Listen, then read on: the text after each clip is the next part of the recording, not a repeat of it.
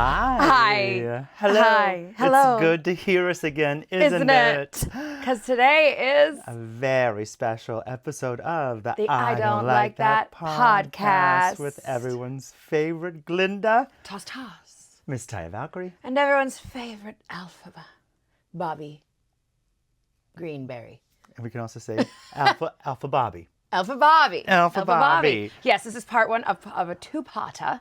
Of a wicked special Extravaganza. One wonderful pod. Yes, we have been waiting all year. Oh my God, I don't even know how to contain myself for this episode. I mean, you brought an entire set situation. If you're listening, I've decorated the pod room. The pod room. I have a lot of things, but before we go into things that are all things wicked, we must start with the people's choice. The people have spoken. The people have spoken. The People magazine have spoken. And the sexiest man alive is Jonathan Bailey. Huge congratulations to everyone, really. Yeah.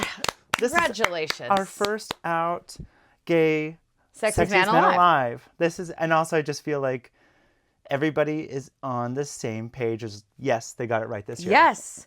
He sexuality is a aside. gorgeous man, a very talented man, and we congratulate you. All of us here at the I Don't Like That podcast would like to congratulate Jonathan Bailey and come on the podcast. Your award is in the mail. Your award's in the mail. You can come anytime you want. Anytime. It's actually, you have to pick it up. You have to pick up your award. You have to pick it up. It's not in the mail. You have to pick it up. Here when we're filming. It feels like he also won not based on any, it's not like a woke DEI choice. Yeah. He really is like the sexiest man alive right now. Yeah. Talented, great actor, amazing singer, dancer. And he does it all. We got to see that all showcased in Wicked Part 1. Wicked Part 1. Oh, this is so exciting because next week it comes out. Yes. And we're just over the moon. Like, I just can't wait. We're counting down the days till we get to watch it. We're counting down the days so we have our Wicked party and our Wicked themed drinks. Wicked. My niece had, my nieces and nephew, they have countdowns. Oh, that's cute. Little countdowns of course, that they made. Because they are the Blueberry family. And she told me, she showed me today, Scarlett was just like, this is my countdown. And she's like, I crossed off 10 because it's not 10 days anymore. It's 9. And I go, okay, tomorrow you cross off 9. She goes, well, I think I might do it before I go to bed tonight. I'm like, everyone's excited. Yes. Wicked is for everyone. It's what everyone's talking about. It's everyone's talking. It's like the hottest thing right now. And we had to get in on it. Yeah, I just feel very akin to, it's been my favorite musical since 2003.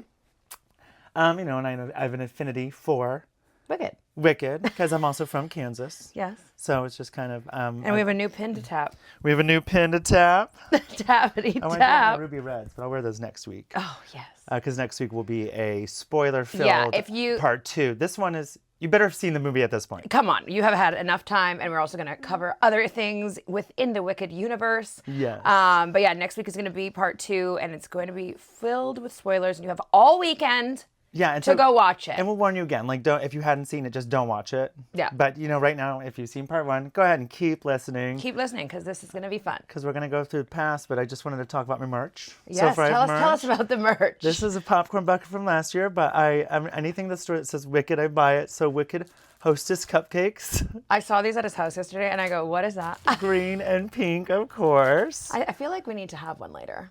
Oh, we can. Yes. Of course, absolutely. We should. All right, continuing on down, we have the goblets, very famous goblets. The goblets, your goblets. Of course, have in... Pink and green. Pink and green. I knew you did. I was like, goblets, you got them, right? Yeah. Yeah. Got them.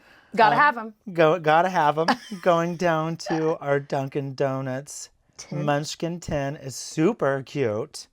$10, includes like 10 donut holes or whatever, but... I was like, this is really cute. It looks very... it's super cute. It's super cute. You could hold so many things in there. You can hold lots of things in there. You can hold more Wicked pins in there. You can hold so many Wicked pins. Maybe some hair clips. And then going down, you have the soda toppers from my last year, my sodas that I got. Speaking of sodas, this is the wildest merch I've ever bought. I saw that when you were coming in, and I was like, what is that? So let me explain to the people. What I'm holding right now is a plastic alphabet hat that has a W on it for Wicked. I got this last year, and it's my soda came in this. Oh. There's a straw. It's the talk about being in a theater, and I'm like, where do I put my drink? It is Yeah, because you wild. can't, like... It's not small. And it's like It sits across like 3 chairs. Yeah, I was like, where do I... You can't put it in a cup holder. I think somewhere around The Wizard and I just finally set it down on the ground. That's so cute, though. It's so cute. I mean, you had to have it. I had to have it. I mean, I really need us to look at all these popcorn buckets that are coming out. Oh my God, we're getting the popcorn buckets. There's so many of them, too. They really stepped their game up. I know. This one's cute. This is plastic, but I have one that's tin and really cute from last year. Ooh. And then this wicked pillow that my mother-in-law bought me when we saw... I bought these two together, the hat and the wicked pillow. My mother-in-law bought them for me. Mm-hmm. And I couldn't be happier. With your decisions. Have you drank anything out of it since? No. Is it dishwasher safe? I don't. Actually, I think it says on here, not... Hand wash only. Delicate. This is delicate. Drink hat. No microwaves and no dishwashers. All right. All right. Well, that's fine. I guess they don't have those in Oz. So that is, I think, okay, so also speaking of wicked merch, I mean, also, oh my God, we forgot about these. These were a gift from you last year, and I hold them dear and near to my heart. It's like those religious candles. Yes, but it's Ariana Grande and Cynthia Erivo. As popular and defying gravity. Of course. When I Glinda saw Nova. those on Etsy, because I got those on Etsy, I was like, oh my gosh. Can they go right here? Maybe. Don't knock anything over. It's a tight squeeze. Well, you can't even see them. It's covering up the Emerald City. But they're so cute. Are they so? Also, I love yeah, them. if you want to find some really cute, custom-looking Wicked merch, Etsy is the place, because there's so many cool artists putting stuff out there. Oh my gosh, yeah, we were looking at stuff for the Wicked Party, and Etsy. I was like, some of this stuff is wild. Yeah. My husband wanted to get a Jonathan Bailey cutout.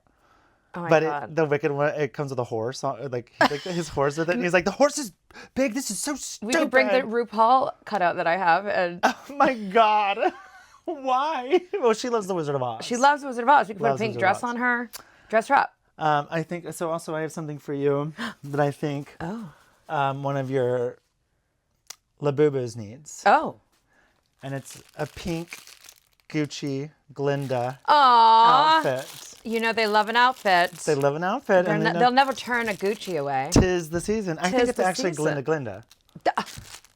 Gucci who? Gucci who? It's Gucci Glinda. Well, thank you. And I have a little gift for you. For me? For you. For me? Yes. In this straw bag. Oh, the straw from bag. the Four Seasons. Because the straw man is in part 2. What's this? Oh, I was looking at these. It's wicked ornaments. I just saw them at Ross and I said, I cannot not have them. Gotta have them. Gotta have them. Oh my God, I was literally looking. I was like, well, I'm going to have to get wicked ornaments. I do have ruby red slipper ornaments my mom gave me. They look very similar kind of size-wise to these drink toppers. These are great. Yeah, okay. They are very, but these are for the tree. For the Christmas tree. For the tree. Maybe there would be an all-year tree that's called the Wicked Tree. This is the Wicked Tree. It's green. And I mean, it's on theme. Pink light. Oh, I'm doing a Wicked Tree this year. Yeah, 100%. It's decided. I mean, Christmas, you're out. Wicked's in. These are year-round ornaments. Yeah, they are. You know, these are going to be on display. And I've been meaning to give them to you, so today was appropriate. I love them. And I love that you reminded me and said, "Don't you have a present for me? Don't you have a present for me that's Wicked themed?" And you go, "I do." And I go, "Then give it to me on the pod. Give it to me now." I want to open it. I love presents. Yes, but who doesn't? What do I love more than presents? Wicked. All right, everyone. I think we're going to start. I think we're going to go. Let's go back in time and learn how we got here. Once upon a time. Oh, I love this already. We're going to just give you a history of Wicked and how Wicked came to be. Yes, and we're going to start off with, obviously, the legacy of Wizard of Oz. Yes, of course. All right, so once upon a time. I'm listening. Everyone, pay attention. Once upon a time, before pink bubble traveling witches and flying monkeys went viral on social media, a man named L. Frank Baum gave the world a glittering Technicolor dream scope called The Wonderful Wizard of Oz. Published in 1900. Crazy. Yeah. I also did not realize that it was that old. You didn't? No. I mean, yeah, you didn't know it was that old? No. Yes. I think I just automatically thought it was like written in the 30s or something. Like I really didn't. Sure, yeah. No, yeah. And there's go ahead. Baum's book was a fantasy for children that dared to sparkle. Oh, God, I have chills. Dared to sparkle. He blended American optimism with a wink of satire, creating not just a fairy tale, but a mirror held up to society. Yes. Perfect. Politics, gender, and the glittering illusion of home. Dorothy Gale wasn't some damsel waiting to be saved. She was a Kansas girl who said, fine, I'll do it myself. And I will say this, Snaps. how very Taya core of her. Mm-hmm. All right, so the book... Corn. Chuck a corn. Chuck a corn. Okay, tip the hat to Chuck a corn. All right, so Baum's story introduced readers to a land of color and contradiction. Poppies that could kill you. A heartless man searching for love. A wizard who turned out to be just a guy with good lighting and a better PR team. Yeah. It was whimsical, yes, but also revolutionary. It was the first modern American fairy tale showing that you didn't need European castles and crowns. Cool. Very cool. Oh, yeah, totally. Because, you're thinking Rapunzel and Cinderella and all this Yeah, stuff. They're all very European-based stories. Cool. You just needed courage, brains, and a little shiny slipper.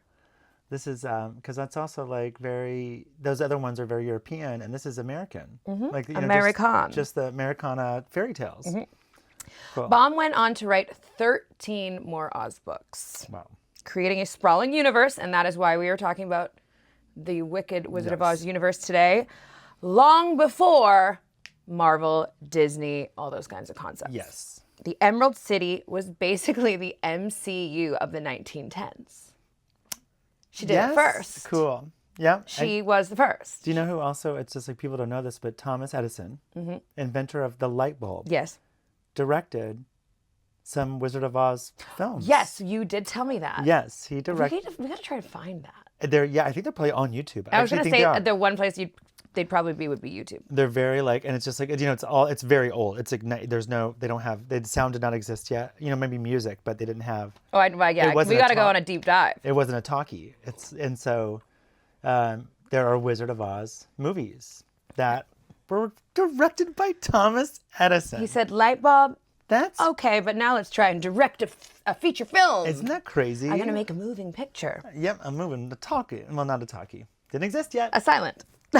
A silent. So we're going to fast forward now to 1939, and MGM brought the magic to the silver screen with The Wizard of Oz. Yes. Starring the icon, Judy Garland, Judy Garland. Ruby Slippers, and her little dog, too, Toto. Yes.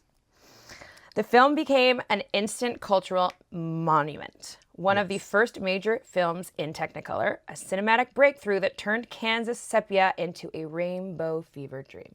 Chills. All so true. And Judy, she didn't just sing over the rainbow. She really, quite literally, became it. Yes. Her performance turned the song into an anthem, a lullaby, and a declaration of hope all at once. The film's impact on Hollywood was cosmic, influencing musicals, fantasy storytelling, and even drag culture, which we witnessed last night when we saw Oh my the God, yes. only and most glorious, beautiful Glinda of West Hollywood, Violetta Boulevardez. And she Toss. comes up to me around. Oh, we have to talk. We Okay. know this about one. We got to talk about, we're going to take a little beep. We're going a little last night. She's made a beautiful Glinda costume. And last night she was doing a Wicked number. And then around 1:15 at night, she goes, Bobby, you know every word to What Is This Feeling, also known as Loathing. And I said, well, yes. And she goes, you're my alphabet. And they didn't tell me. She goes up to Taya and goes, Taya, you're not ready. Yeah, like it was something like that. And I was just like, what? And then all of a sudden, she You're like not ready. She's grabbed your hand and pulled you on, and you guys just broke out into dance. It felt like a scene from La La Land. Yeah, I was very improv in the moment. Yeah. And, but I know every single beat. It was magnificent. And so we did a whole performance of Loathing I last was night. the cool mom who was filming. Someone filmed you filming us, and you are Kris Jenner. I have no shame. You are. I love it because you're smiling ear to ear, and then your jaw just drops, and you're like, Well, you guys were doing things completely in sync. It was insane. Well, it was, but also so magical. The improv and playing off each other, and you both are friends, so it just like was one of those things that you had to be there to like see it to believe it. It was. I showed it to my niece. I sent it to them, and I watched them watch it, and they were just like so. Like my one niece was magical watching, and Uncle then here Bobby comes Hazel, and Hazel goes, "It's Glinda," And they just watched it, and I took pictures of their faces. They were just so overjoyed. And, it's like, that's the thing about Wizard of Oz, Wicked, all of this, just like how it is ageless and touches everyone's lives. So that was last night, guys. The bestseller, from bestseller to box office legend, all right? Yeah. So let's talk numbers. Let's talk numbers. Darling, because Oz didn't just make history, it made a lot of money. When L. Frank Baum, the Wonderful Wizard of Oz, hit shelves in 1900, it was an instant sensation. The book sold over 90,000 copies in its first year, which was a massive achievement in that era, and went to sell millions worldwide. It was a best-selling children's book in America for nearly 4 decades. Wow. Inspiring 13 sequels, stage adaptations, and even an early 1902 Broadway musical that ran for an unheard of 293 performances. And that's also, because the first one came out in 1900 and this is 1902. Yeah, that's they were quick. Wild. Yeah. That was a quick turnaround. Yeah, okay, yeah. Baum wasn't just an author, he was a full-on franchise pioneer before brand expansion was even a thing. Cool. Yeah. He ran that shit. And I know I've said this before on the pod, but Victor Fleming, the director of The Wizard of Oz 1939, also directed Gone with the Wind. That both came out the same year. Two of the biggest movies of all time. Insane. Like Absolutely insane. Yeah. And I've always been mad. I've always been mad that The Wizard of Oz didn't win Best Picture. And then I was in film class and found out Victor Fleming. Actually, I told my teacher, I was like, he directed both. And she's a film professor and goes, oh my God, like, how did I not put that together? I'm so embarrassed. Because you would never think that he could have done that much in that short period of time. And those are both blockbuster Technicolor advancements. Yeah. Again, showstoppers. Why like a couple differences from the book to the movie is the slippers are silver in the books, but because of the Technicolor and to take advantage of the new color technology, they made the shoes red. And if you remember from the Witch episode a couple weeks ago when we talked about the Technicolor and the green skin, because they made her green so that she would actually show up better in the film, and that actually went on to affect how the world sees witches in pop culture. Yeah. Until the end of time. Because I think Wizard of Oz started it all. Is like maybe the most watched movie of all time. Yeah. Maybe the most influential movie of all time.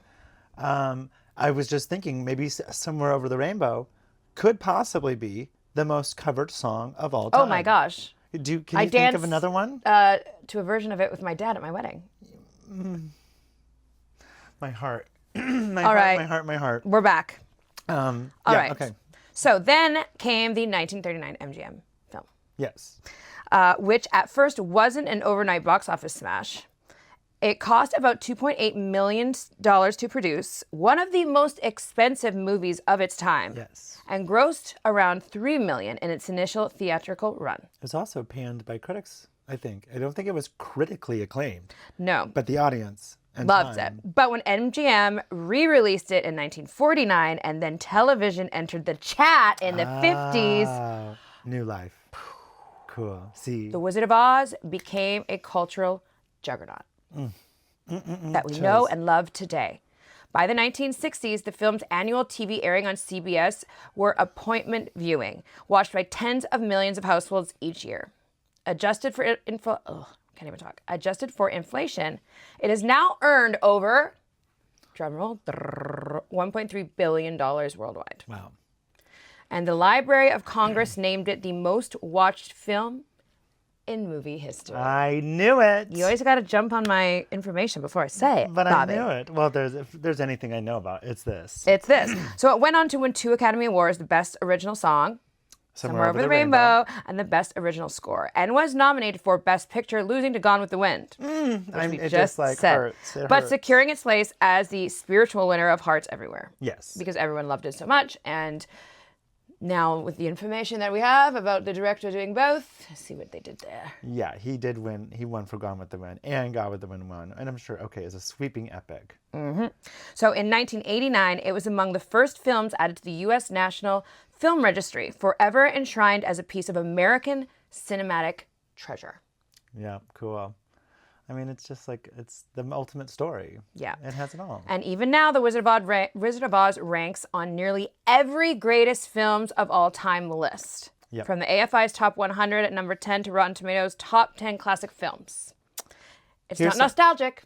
It's immortal. It's immortal. It will live forever and on. It will be here when we are gone. I want to remember this. Keep this in mind. So it won 2 Academy Awards. Mm-hmm. Yes, got it. Yes. That's all. 2 dos. Keep that in mind. All right. Continuing on our trek down the yellow brick road. Enter Gregory Maguire's 1995 novel. Wait, I thought I was talking about Gregory Maguire. Well, I'm just talking about how they fit in the universe right now. Oh. Remember? Yes. No. All right. You can hold the book if you would like to I'm gonna grab my show book. some visual aids. Okay, let me get my book. Okay, hold on. Get your book. Because I got things to say about Gregory Maguire. I know, but I'm almost done. I'm almost done. My part's almost done. Here we go, Wicked. Yes, so enter Gregory Maguire's 1995 novel, Wicked, The Life and Times of the Wicked Witch of the West. This deliciously dark reimagining that asked, what if the villain wasn't actually evil? Just misunderstood. And over it, I mean, can relate. Can relate. Maguire flipped Baum's cheerful fairy tale on its head, giving us Elphaba, green, brilliant, and done with everyone's nonsense. She said, I am over it. I'm done. Did you read the book? No. Oof. I'm going to have to. Oh, it's dark. Well, maybe you're going to leave that here and I'll read it. It's dark. Can I borrow it? Yes, of course. Okay. We're sharing books and soup recipes, guys. I'm in my soup era. It's totally other episode. But yes. So the novel inspired the Broadway musical in 2003, which became a global phenomenon and gave us the anthems of Defying Gravity, aka the ultimate I'm booked, busy, and better than ever moment. In the Wicked timeline, the events unfold before and during the classic Oz story. Yes. All very important to know because I really was a little confused about that at first. Oh, I can clear it all up. Well, I mean, I did my research. I know things now. Weaving into Baum's original mythos and showing how Glinda and Elphaba's friendship and eventual rivalry shaped everything we thought we knew. So, in the Grand Oz timeline, it is Wicked, the prequel, The Rise of Elphaba and Glinda. Wizard of Oz is in there right afterwards. And post-Oz tales come after that. Yes. All right. So, in conclusion, the Taya Valkyrie conclusion, from Baum's imagination to Judy's glitter, from Broadway's belting queens to Ariana Grande and Cynthia Erivo, bringing Wicked to the big screen, The Wizard of Oz isn't just a story. It's an entire aesthetic, a philosophy, and a mood board for hope. It reminds us that home isn't a place. It's the people, well, I just got chills, the sparkle, and the chaos we collect along the way. Somewhere over the rainbow, babe, we live there now. Yeah, girl. Hey! I love that. Everyone, you're welcome. I hope I enlightened you. And when I was like, you know, writing this and thinking about us literally living in our over the rainbow and how we always say how like Los Angeles is our Oz, I was like, yeah.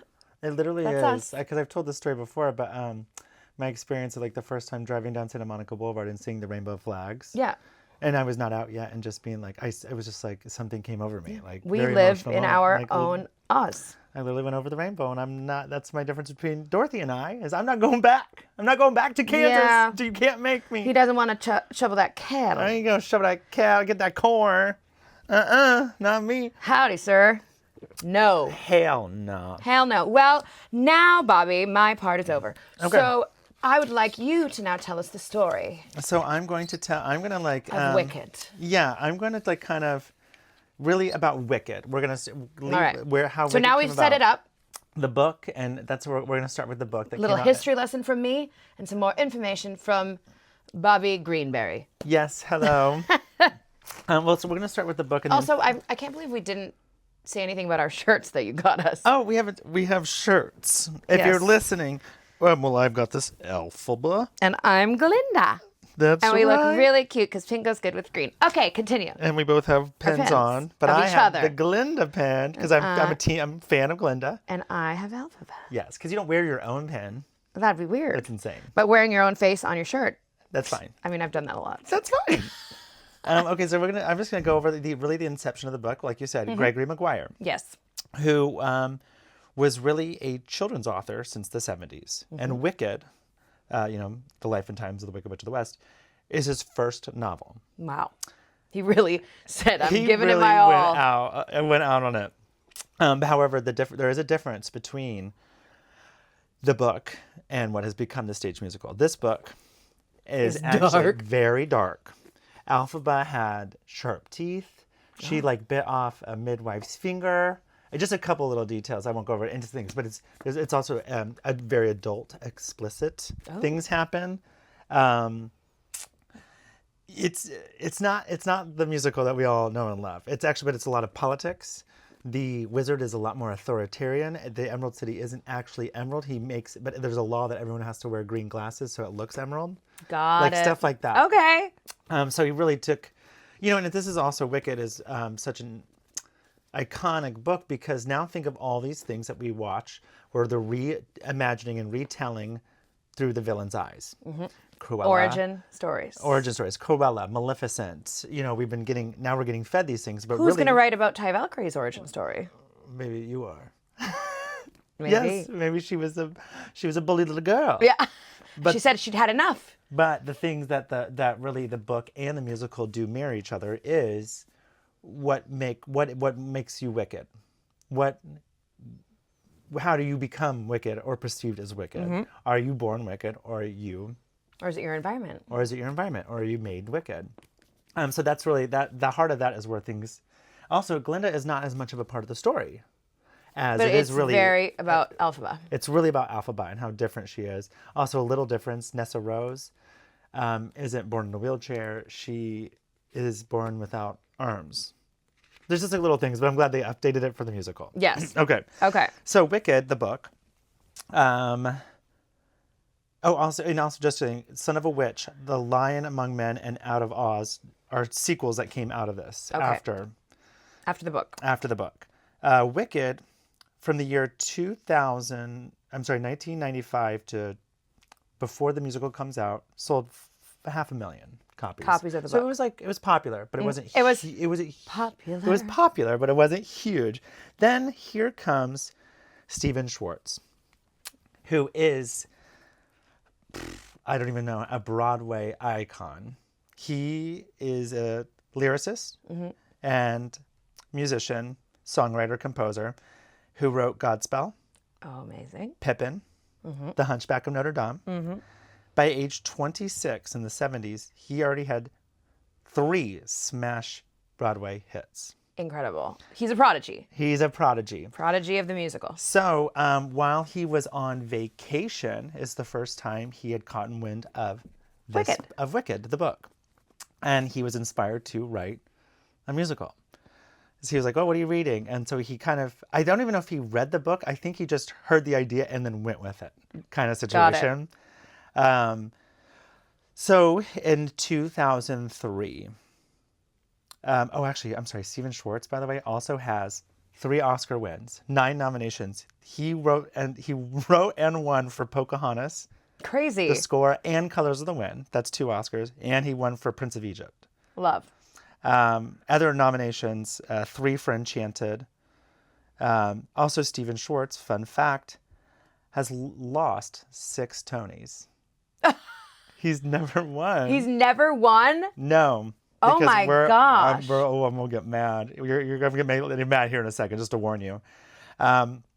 So then Stephen Schwartz is inspired to write this musical. He teams up with Winnie Holtzman, who My So Cold Life. Oh, okay. She's the creator.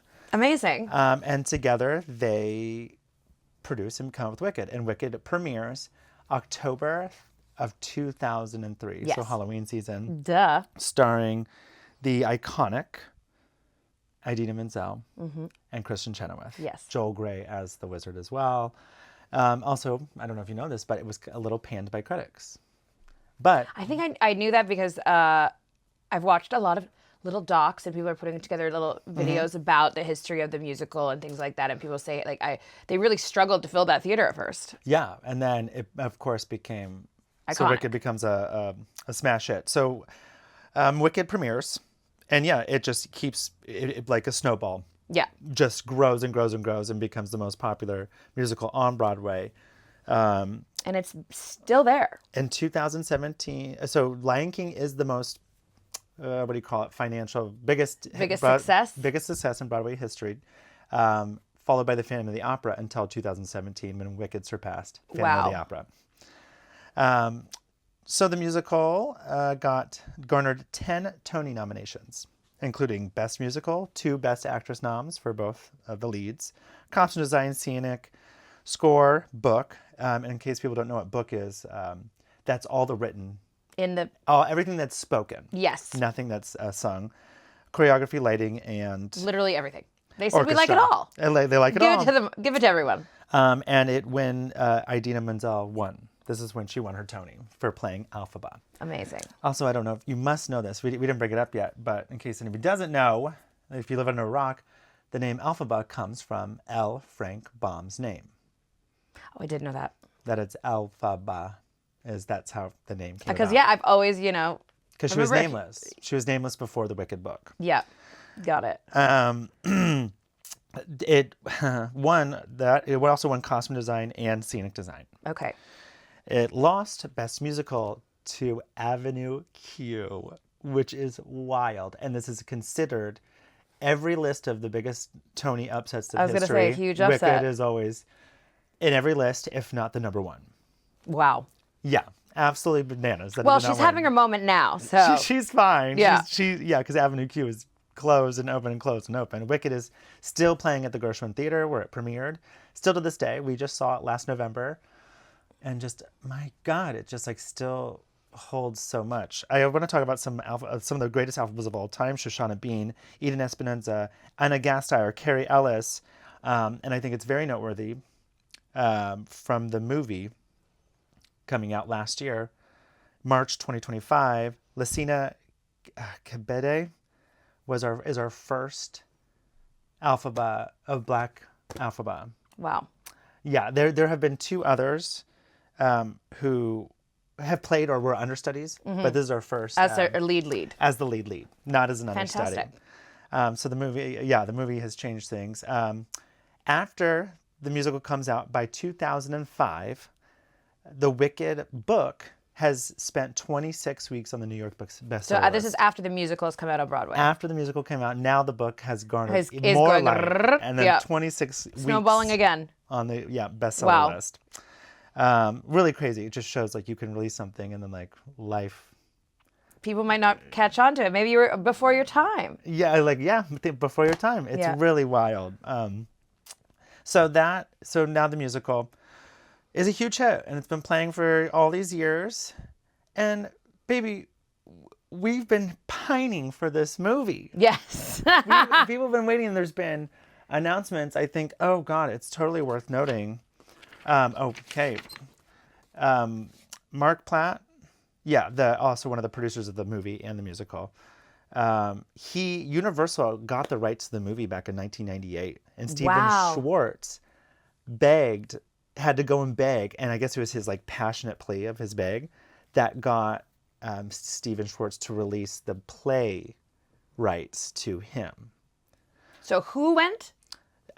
Stephen Schwartz, the composer and lyricist, who started writing the musical. Yes. He had to go to Universal and Mark Platt and go, I need, and to Gregory Maguire, the book author, he's like, I need the playwright, the rights to the play. And so that's kind of what ended up happening there, is that he was just so passionate about the story that they're like, okay, yeah, you can have it. Okay, cool. And so then now, fast forward to now. We are now, well, not even now. God, it's just big fans, big fans. Because I want to talk, before I go into the movie, just how impactful, it came out in 2003, that's the year I graduated high school, how impactful this musical was. For you. On me. And a generation. And it continues to affect generations. And it will for years to come. And it will. It's just it's Universal's story, and it's, it's about this othered, this kid who was bullied, and the dreams that you have, and all of that sadness. The Wizard and I being a great example of. Yeah. Just I have this big dream, and one day there's going to be a cheering for me, We've all, felt that in some way, shape, or form throughout our lives, our careers, our childhood. Absolutely. It's one of the best I Want songs in Broadway history. Every Broadway show has an I Want song, and it's the main person just like has to sing a song about like, what they want. Yeah. And The Wizard and I is just one of the most beautiful, incredible songs. And then it gets to Defying Gravity, which is the ultimate anthem of, I mean, at least for me, you want to find me? Look west. I'm going west, and nobody in all of Oz, no wizard that there is or was, is ever going to bring me down. And we've gone as far west as we can go here. And we've gone as far as we can go. I'm not getting on a boat, I'll tell you that. Nah. Okay, so it's meant a lot, and it's like they really had to do it right for me. Mm-hmm. And they did. And I didn't want them to. I'm glad they didn't rush it. I'm glad they got the right director and the right actors. So now let's get to this movie, baby, because woo, did they do it? All right. Back in 2021, we've got a director announced, John M. Chu, who has previously directed In the Heights, Crazy Rich Asians, and Gem and the Holograms. Featuring Bobby Blueberry. But again, in a party scene, high on mushrooms. I'm not. I'm took a little. I'm like a CBD, not a CBD. The other one, THC thing. I was not on mushrooms. Why did I think you were on mushrooms? Because it felt like it. Okay, continue. So we have John Chu. I was personally a little worried because Crazy Rich Asians has so much editing, and musicals need to be long takes. Yes. And I loved In the Heights, though. I loved In the Heights. I had loved But it was also so much fast editing, but it also felt right for that story because it was Afro-Latino. In the city, music is like, the music, yeah. It felt like it needed, it was right. So finally in 2021, we get an announcement. We have our Alphaba and we have our Glinda for the movie. And which felt like it was never going to come. Oh, it took so It long. felt like it was never going to come. And then there were strikes. And then there was this. And then the world was ending. And no. It's just been like, oh. And we have. But we got it. Cynthia Erivo and Ariana Grande. And my God, I think from the very beginning, I was on board. Yeah, I mean, now you hear about so-and-so that auditioned to be Glinda or whatever, you know, these kinds of things have come out in the media. And I'm like, but no. No. They picked the right ones. They did because I was a little more worried about Cynthia only because I didn't love the Harriet movie, or I didn't love the way, I think it was like the way it was filmed. It felt like a Lifetime movie. There was something a little off about it. That didn't connect to you. Okay. Yeah. Like they kind of made Harriet like a little gun toting, it felt like. And I was like, I don't know, just not the image I had. Okay. Maybe I needed to see it. But Ariana Grande, like I was just like, this feels right. Again, a super fan. Yeah, she's definitely, when you talk about people manifesting their dreams, like she's been obsessed with being Glinda since she was a kid. And what I love about it is, I felt like, yes, same. If I was on set, she kept things in order and made sure that things that were done done right. Things that, she said to John M. Chu, things that are Bible. She goes, you can't cut that line. That's Bible. That is absolutely in this movie. I guess apparently she and Cynthia got their scripts. Ariana, of course, just reads through it as fast as she can. And she gets, have you seen this video? Yes. And she goes, where is the wizard will see you now? Cynthia, she gets on the phone with Cynthia. Have you read it? She's like, well, I'm reading it now. And she's like, well, but it's missing. And she calls John Chu. I have to talk to you. And he's freaking out. This has to happen. And he's like, oh my God, one of my leads is calling me right now. And like, I have to talk to you. And he's like, oh my God. And it's about that. And it's about that line. But honestly, so it needs to be in it. But also, I don't know if you know this, you must know it now, but also Stephen Schwartz, our musical and lyricist, and also wrote the score for the movie, is the guy who says, the wizard will see you now. Oh, I didn't know that. He's the one who goes, the wizard will see you now. Is That's Stephen so Schwartz. cool. And Winnie Holtzman, who wrote the screenplay and the Broadway book, is the one who says, he can read the Grimoire. He must be a wizard. Oh, that's Winnie Holtzman. Now I'm gonna go back and watch that. Also I am gonna watch it and listen to the soundtrack and do everything in preparation for next week. Yes, of course. So then, rounding out the cast, we have Michelle Yeoh, who won an Academy Award while she was doing this movie and shows up to set to the Ozdas Ballroom with her Oscar. She's so good as Madame Morrible, because Madame Morrible in the play is very pantomime. Is that what it's called? Like the British people who like have the pantomime, and it's like very white, like face. Yes. Like. And Michelle Yeoh it's how it's done in the film. It's like so just like. Yeah, she's such a powerful presence, and she was definitely like whoever did the casting did an excellent job. Yeah, her turn when she literally turns and the monkeys are behind her. Oh, you feel that. Oh my God. I think a really great casting. Jeff Goldblum as the wizard. And he's had such a come up again. Oh my God. And he's been doing the fashion game like. Yeah, no notes. Yeah, no like just black suits. He's got a little flair. He's got a little flair. And he would do magic on set. Yeah, really? That's cute. There's actually one thing that was left in the movie. When he meets Elphaba and Glinda, Jeff Goldblum did a little trick with a red string. And in one of the shots, you can actually see Cynthia Erivo's still holding the red string. No, I didn't know that. I'm going to go back and look. Oh, yeah. It's like in one little shot, but it's so cute. Because it's like, cute. It's in there. Of course, Sexiest Man Alive, Jonathan Bailey. Of course. And I saw a video of him on Twitter singing. I go, oh, baby, we're taken care of. Yeah. And he, like, when he was filming for Wicked, wasn't he also filming Bridgerton? Yes. And he was like literally learning the choreography for Wicked in his trailer at Bridgerton. And yeah, were, like his trailers are rocking. Moving around, and they're like, "What's he doing in there?" No, he's literally learning the choreo. Oh, God, but that's dedication. Incredible, yeah. Then we have, which is cool, our first wheelchaired Nessa Rose, because they never did it on Broadway, and now they have done it. But Marissa Bode. Yes. Who is so magical and cute, and I cannot wait to see part 2 because it's a much different storyline for her. Ethan Slater, former SpongeBob, is Bach. Again, so magical. These people do these things. Peter Dinklage is Dr. Dilliman. Kieta Settle as a new character. And I thought she was so good. And then, of course, the Glinda's duo. Yeah. Browen James and Bowen Yang. As Fanny and... Yeah, so good. What's the other one? So cute, though. Yeah, they're mean girls. Pastry. Yeah. So the movie, obviously, a success. Huge, massive success. Huge success. And nominated for all these Oscars. Nominated for 10 Oscars. Yeah. Just like 10 Tony nominations for the musical. Oh, wow. Funny enough, which 2 did it win? Production design, set design, costume design. So Nathan Crowley wins for production design, well deserved. And Paul mother effing Tazewell wins for costume design, and those costumes. It's like the chills. It set up the magical land of Oz. Like, I don't know how else to say it. Like, I'm such a believer in costuming being so intricately important and essential in storytelling. And it's just so... And they brought that, they pushed the limits. It's creating a visual experience. I say that about wrestling, but because that's how I think about like my costuming too. Because I want people to... They don't even have to say a word, but if you see them in the, in Oz, you know exactly what, like you can almost feel what it smells like. Like, I don't know, like it creates an ambiance in your brain.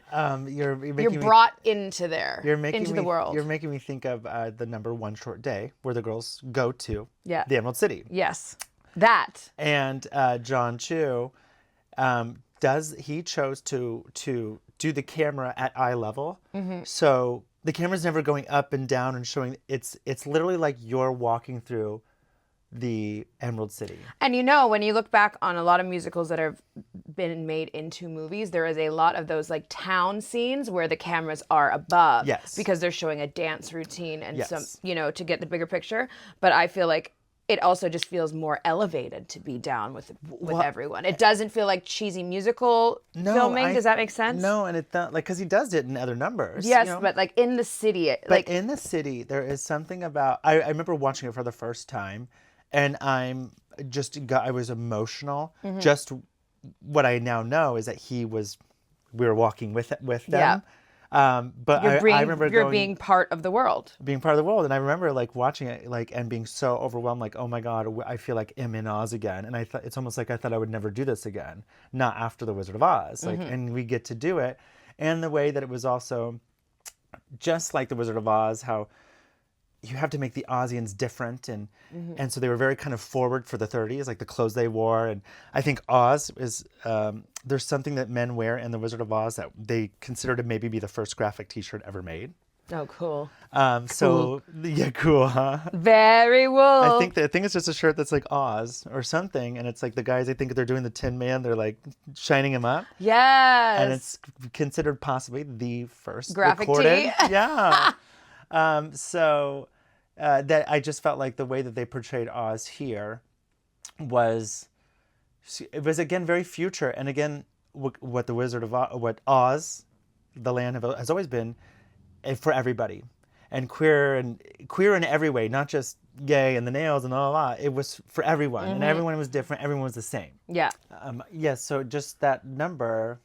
Seeing all those different dancers, the crimping and the stilt walkers, and then the guys in the kind of the water suits. Oh, yeah. Which is actually taken from a direct drawing from the books. Amazing. And just, God, it was just filmed so beautifully, and all brought together, of course, through performance, but the costumes, the set, and the practical sets. The practical like, sets. they didn't do it in front of a green screen and project the Emerald City. They created a world. Huge. That is huge. Yeah. Because I do think that They created those tulip fields. Remember in the beginning? 9 million tulips that Yep. they planted. So it just overcome with the also craftsmanship that everybody in this movie is firing on all cylinders. Yep. And it shows. It shows that everyone cared. 'Cause you can really tell if someone is checked out of something. Absolutely. Yeah, and I think movie musicals can suffer from CGI, which I think this did there's obviously things that had to be CGI. Like The goat. The goat. the talking goat. And the flying. Yeah. But where it's like the flying, Cynthia Erivo actually singing while she's flying, and Ariana it's like on set being like, oh my gosh, she trained herself to do this flying so she could sing and do it all At once. The live singing, huge part of why this is a success. That they're all talented enough to be singing on set. Entire time. The entire time. And God, just the dancing and the big choreography was done so well, the too. big wheel in the library, and the having those dancers also who were parkour dancers.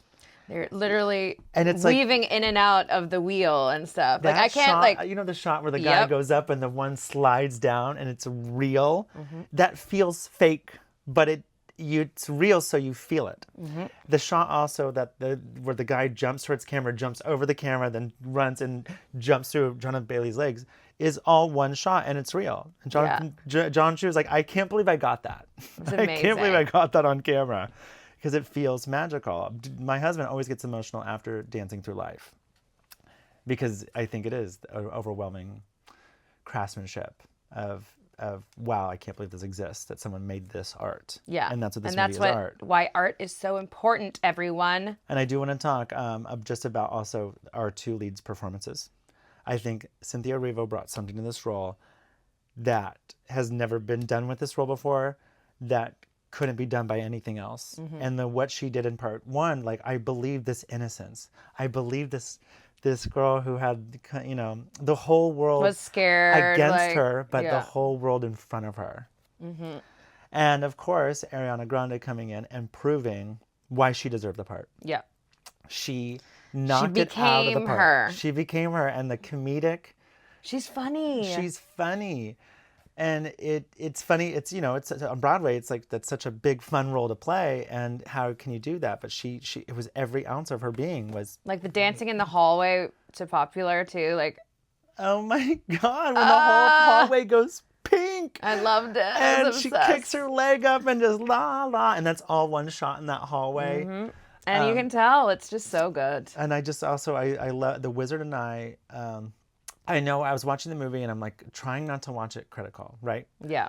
And the first time or the 17th time? The first time I was like, the opening number, I'm like, this is amazing. And when I finally let go was The Wizard and I, when she goes to that little mirror and she goes to greenify you, your verdigris, she talks about her skin, and then she spins the colors, and she turns in all these different colors, and then just for almost a split second is black and white. And that's when I let go. And I go, okay, this movie's got me. Yeah. They're taking care of me. And then... Well, they have a lot of people people were waiting for this for a long time. And people were super fans. So, like, you can't screw this up. You can. I was like, and I was going in freaking out. And then it gets to the part in the field of The Wizard and I, when she does that whole thing, and it's very like Sound of Music almost. Very Sound of Music. And so pure. And then that, that big breath you take before she sings The Wizard. And they do that shot of the birds flying in the rainbow, and it's just like... We did it. This breath, and then the belt and the pull out over the cliff is just... That's when, in our theater, that's when the audience just roared. Because after the first number, I wanted to clap with Ariana, but it kind of didn't happen. And then after Cynthia Erivo's big moment on the cliff, after every number, the entire audience was cheering and roaring and ripping and just having the best time. And that's what's so fun about doing the viewing we're going to go do, is that you're seeing it on a preview night. Everyone in that theater wanted to be there. To the nail to be there. We are seeing it with super fans who are ready to, and I'm just so excited because now I feel like I have to go in a part 2, and I'm not going to start critical at all. I'm so excited. We are artists. We want to be entertained, and we want to have a good time, and I'm so excited. And the way they also brought, I'm so excited, but the way they also brought these loathing, and Dancing Through Life just had such big resurgence after this movie. Like, they were kind of okay in the musical and fun, but now these are like listened to songs. And performed songs. With all different types of humans. But we have to talk about Defying Gravity and what they pulled off with Cynthia and Ari and that performance. Her voice. And the first time, I've listened to the Broadway thing for 20, however many years, 200 years. 200 years. And we finally now have at least half of the musical with new arrangements and new people singing it. But in the first one, they don't have, from Defying Gravity, "It's me, I'm the one you're looking for. It's me, it's me." And now we have it because of Cynthia. But I think what John Chu did with her, "It's me," and then she jumps in the window and falls. Yeah, I loved that because you go... take a breath. I mean, because I take a breath also because I'm like, it's bump, bump, bump, bump, bump, bump. And I'm in my head, I'm like, here we go. I've waited. It's building and building and building and building and building. Because also, I've been building for 22 years for this. And then 200. He just goes, wait. Nope. She's going to fall first. And when she jumped out the window, I go, and I held my breath the entire time she fell. And then I don't want to get emotional. But the part that he added with her reaching out to her younger self is exactly what that song is about. That's who it's me. I'm the one. Let's do this together. Me and my younger self. Yeah. And then you can defy gravity. Mm-hmm.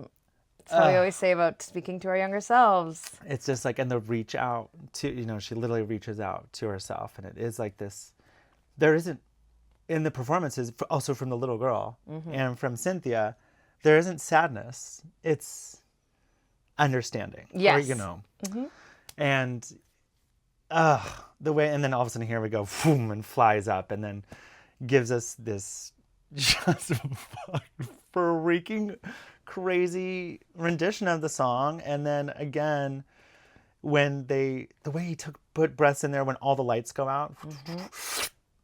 And then she goes, and then plugs it all back in, and then the battle cry, and then she flies off, and you hear it's almost they added a rocket sound, to be continued. And let me tell you, the first time I saw it, when it ended, I just started crying uncontrollably. We're definitely got to do the "This Is Me" before Wicked for good. Doing it. We're doing Wicked. And I hear this. The next one is very emotional and going to gut punch us. So I will be bringing tissues. I just had to talk about those. And lastly, the last thing we have to talk about Dancing Through Life and the Oz Does Ballroom scene. This is where Cynthia's performance was something that no one else could do. The moment between her and Glinda when she's been the betrayed hand and the dancing. and they dance together, and because that's goofy. It's in the musical, and yeah, it hits in the musical. But I was like, how are they going to do this on the screen? And when Cynthia, when the moment when she cries, because finally, like somebody's the way that Glinda comes to her, whatever. The way that she steps and the tear falls. I was in the theater and I was like trying not to cry, trying so hard not to cry, and then all of a sudden her tear falls and I go so loud, and I'm like, if I just let myself cry, it would have been so annoying. Like, I feel like we should do one of those polls before, like, who's gonna cry first? You want to see, like, who's gonna pass out first at a party or whatever. Yeah. And to go around the circle at your house beforehand. Who's gonna cry first? Yeah. I think Bobby is gonna cry first. I think Kalechi's gonna cry first. I think. Also, because going into part 2, the opening number, thank goodness, is my most underrated song. It's Glinda's Defying Gravity. We open on Act 2 with Glinda doing what I would consider to be her Defying Gravity. Okay. This is her moment. And I think they're going to, dancing through life, this song, they're going to make people fall in love with this song. So don't give too much of it away. That's all. I'm just going in. To me, in like the opening, we're going into Glinda's big number. I'm excited. I'm so excited. So I also just have to mention this last week. It got some Grammy noms. Soundtrack for visual medium. Well, yes. Score for visual medium, and Ariana Grande and Cynthia Erivo were nominated for pop duet. Oh. For Defying Gravity. Oh my God. Snaps for them. And lastly, on the awards, I just have to mention it got the most SAG nominations last year, Wicked did, with Stunt, Actress, Supporting Actor, Jonathan Bailey got a nom, and Cast.